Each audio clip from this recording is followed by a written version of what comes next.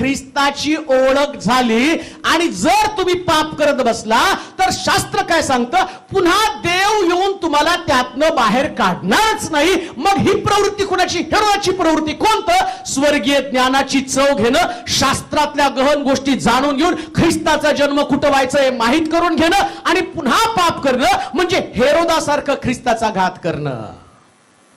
म्हणून लक्षात ठेवा,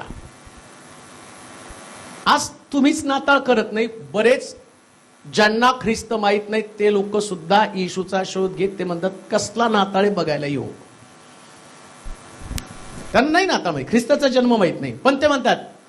आता बघा संध्याकाळी तिथं बाहेर जर तुम्ही दुसऱ्या दिवशी आला, भरपूर मेणबत्त्या पेटवून गेलेल्या असतात, माझं लक्षही नसतं, त्या मी काढत बसतो नंतर.